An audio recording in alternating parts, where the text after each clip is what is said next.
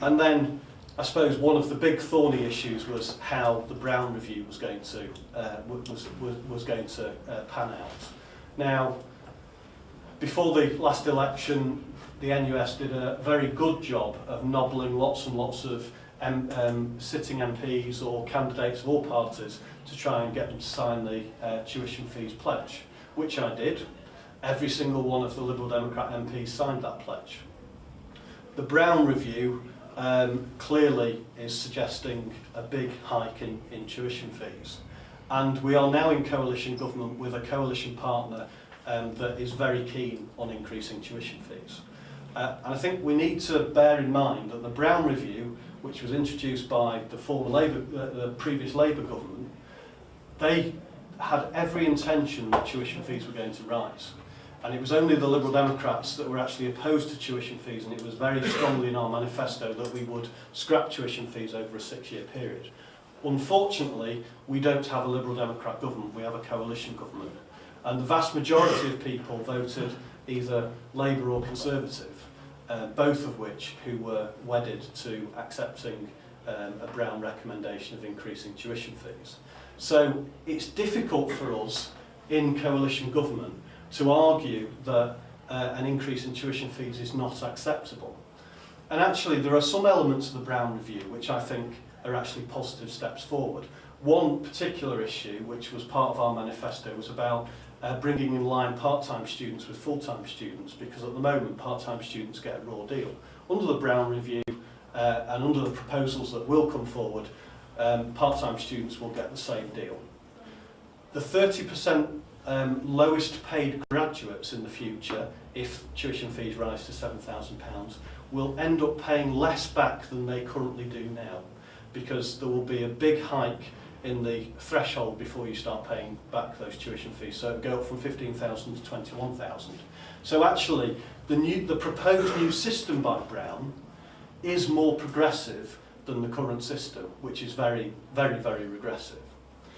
However, big but, as far as I'm concerned, I don't believe that anyone ever thinks as a potential student that they are going to be one of those least well-paid graduates when they leave university. They don't assume that they're going to be in the bottom 30% of earners after they leave university.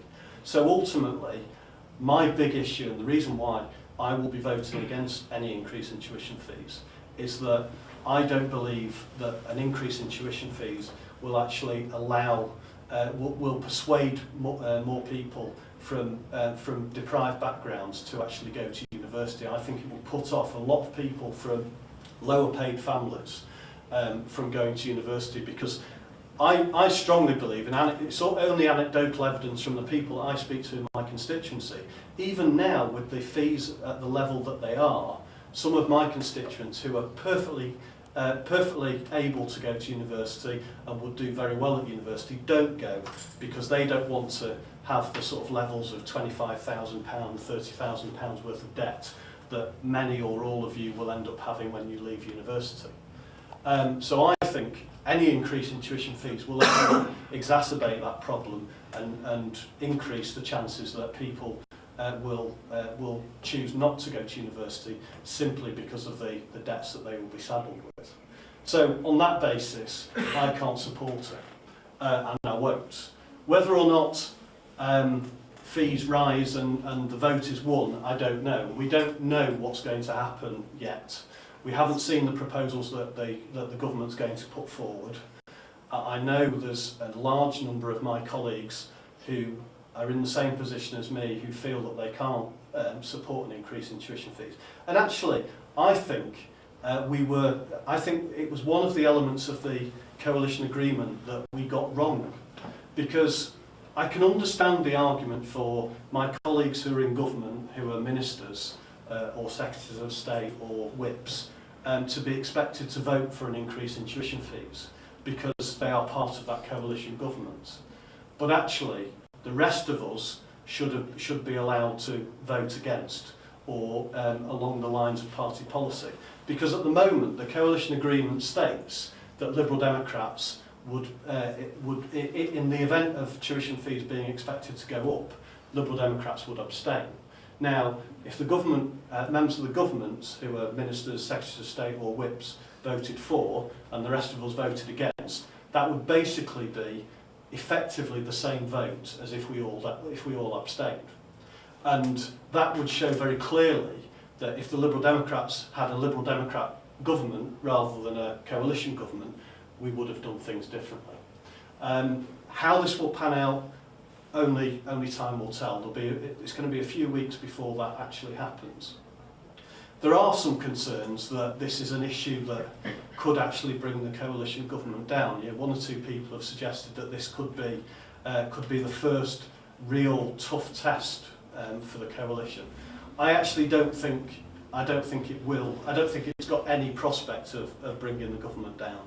But I do think it's important for Liberal Democrat MPs to make their position very clear and to fight for as strong a Liberal Democrat position within the coalition government as we possibly can. I don't know whether you want me to leave it like that and take some questions or... No, that's really good, I think. John, you've covered a range of issues there, from your own feelings on the coalition to what you think is going to happen from now on a number of things, including the brand. One thing that I should have said, I mean, sorry to interrupt, Madam. In terms of the future, we are setting out a fixed-term parliament, and the coalition is expected to last for 5 years. I think we need to make it very, very clear that the agreement is for one term only. We've done a deal with the Conservatives. At the next election, we will fight tooth and nail to take seats off the Conservatives. And then, after the result of the next general election, we will wait and see what happens at the next general election as to whether or not there's an overall majority for one party, or there's the potential for a coalition government again in the future, either with the Labour Party or with the Conservatives, or maybe our democracy will have matured enough by that time to actually have the potential for a grand coalition like they've had in Germany on more than one occasion now. Because I think one of the problems is everyone assumes that there could never be a coalition between Labour and the Conservatives. But in Germany, there's been grand coalitions, I think at least twice now, possibly 3 times. There's a grand, I think there's still a grand coalition in Germany at the moment.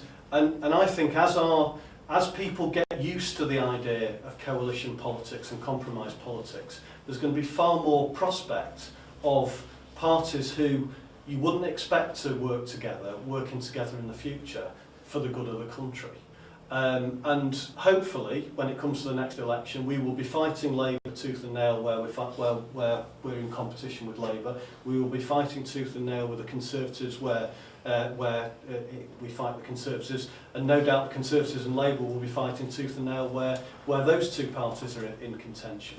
I think it is really, really important to stress that there will be absolutely no deal. You know, I hate the Tories as much as the next person. And you know, the next election, I want to make sure that as many Liberal Democrats as possible get elected around the country, whether they're fighting Labour like myself or whether they're fighting the Tories like we are in many other parts of the country.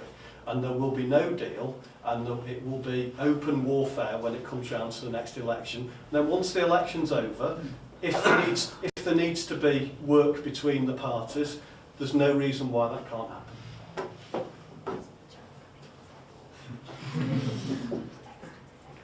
No? Doing his makeup. Sorry guys.